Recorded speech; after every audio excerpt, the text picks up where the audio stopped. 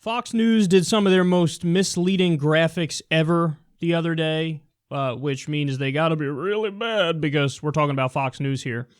So let me show them to you guys. It says 100 days unemployment rate, jobless rate after first 3 months. And it shows Trump 4.5%, Obama 9%, George W. Bush 4.4%, Bill Clinton 7.1%. Yeah. Do I even need to explain how colossally misleading this is?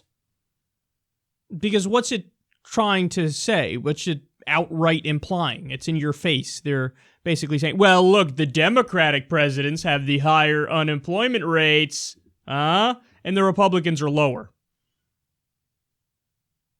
Except we're talking about 100 days in, when very few pieces of legislation have even been passed in regards to the economy, and whatever has been passed in regards to it hasn't had an impact yet because these things take time.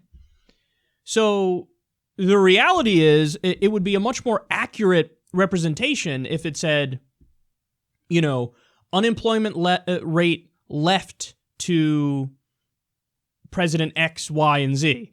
So if it said, George W. Bush leaves Obama a 9% unemployment rate, Bill Clinton leaves George W. Bush a 4.4% unemployment rate, Obama leaves Donald Trump a 4.5% unemployment rate. It's so massively misleading because what happens is, and this is almost true across the board for modern presidents, the Republicans run up the debt, run up the deficit, more importantly, because that's the annual accumulation, and the unemployment rate shoots up. They hand it over to the Democrat, and then they immediately go, oh, I can't believe we have such high unemployment and such a high deficit. Why don't you get our house in order? And then the Democrat gets the house in order, then the Republican comes in and they go, see, look, my economy, I own it. We have a lower deficit, and we have a lower unemployment rate. It's so immensely sleazy, man. And by the way, this isn't me making the argument that the Democratic presidents have been good, because you have to get into the details of the lower unemployment rate. So, for example, under Obama, sure, he lowered the unemployment rate big time, but a lot of those were lower paying jobs. And so there are problems, and you can cherry pick statistics to make it look one way or the other. But yes, generally speaking, of course, the Democratic presidents are better with the economy than the Republican presidents. The Republican presidents are a joke. They have the same answer to everything. Oh, yeah, we have, what kind of problem do we have? I think we should maybe deregulate and cut taxes for the rich. Oh, yeah, okay, no, we have a different problem. What's this problem? Well, that's interesting. See, I think maybe we should deregulate and cut taxes for the rich. That's always their answer. Okay, so now let me give you one more here. 100 days job creation. Jobs added during POTUS's first 2 months. You have Trump, 317,000. Oh, look at how good Trump is. Barack Obama, loss of 1.5 million jobs. Boo. George W. Bush, 45,000. Bill Clinton, 194,000. So this is their way of saying, see, Trump is so great that in his first 100 days in office, he created 317,000 jobs, and Obama lost 1.5 million. Boo. Obama was handed the greatest economic downturn since the Great Depression. And yes, he got us out of it. Again, I don't agree with everything with how he did it. I would have done a New Deal, and there would have been a million other things that I focus more on than he did. His was far too corporate friendly, yada, yada. But yes, he took a recession and got us out of the recession. He got us out of the Great Recession. Trump's being handed an economy where the unemployment rate is much lower than what Obama was handed. And the economic situation is much better than it was in 2008. Nobody can deny that. Especially the indicators that the establishment media would use, like the stock market as well. The stock market was like half of what it was now in 2008. So, okay, just totally and utterly misleading. Now, let me go ahead and give you the full context. Instead of cherry picking a fact to make it look like it's the opposite of what it really is, here's the reality.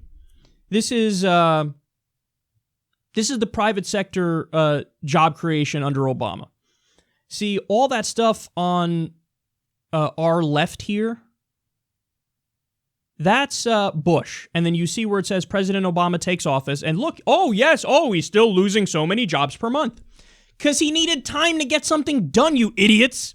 So yes, then there's job loss. It gets less and less and less once his policies start to take hold, whether it be the stimulus or tax incentives for the middle class or whatever it might be.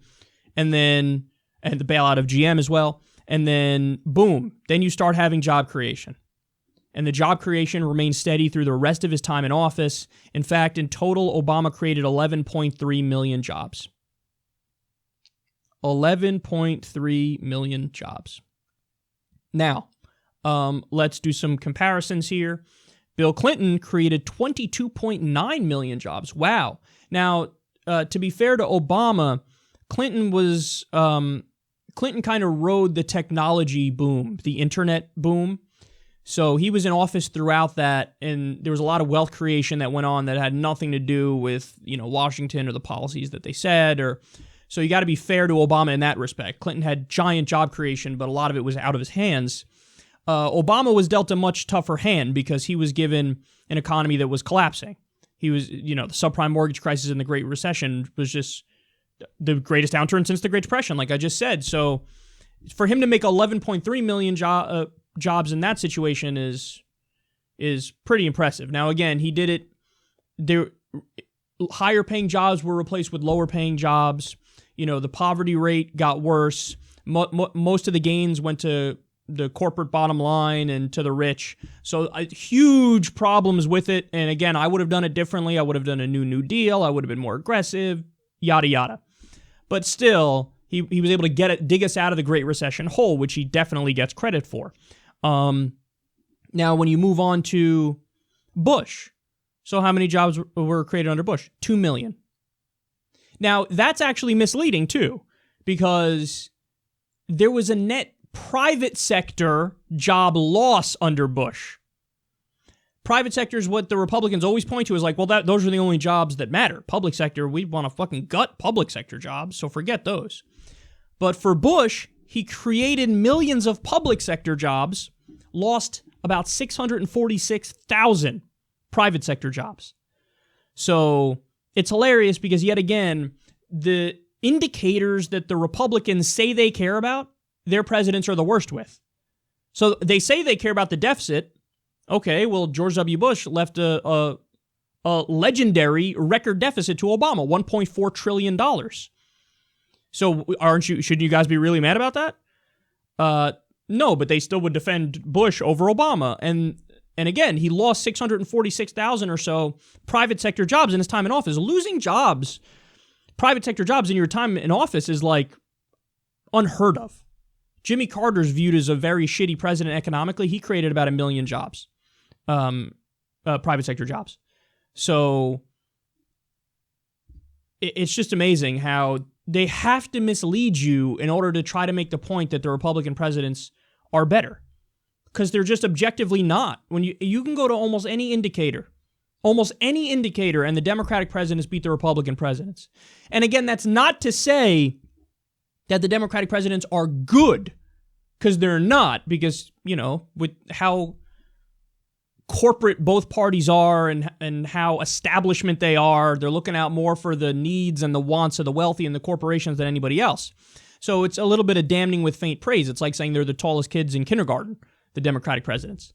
But yeah, they're the tallest kids in kindergarten. The Republicans, you can't just be honest about the data and the information to say, oh yeah, see, they're better. No, you have to do things that are massively skewed and incredibly misleading and devoid of all context. Is that the word? Devoid? Did I make that word up? I may have made that word up. I think you get what I'm saying, though.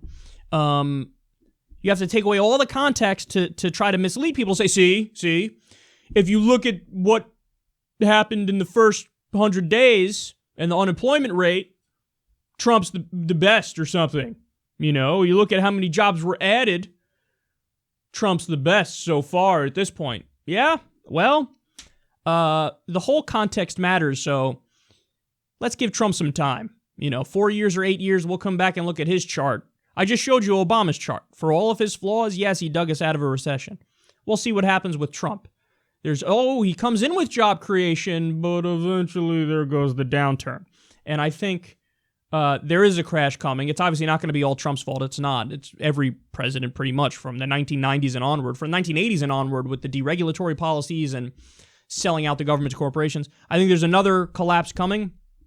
Partially Trump's fault, partially not Trump's fault, but TikTok on that one because it'll be here soon enough.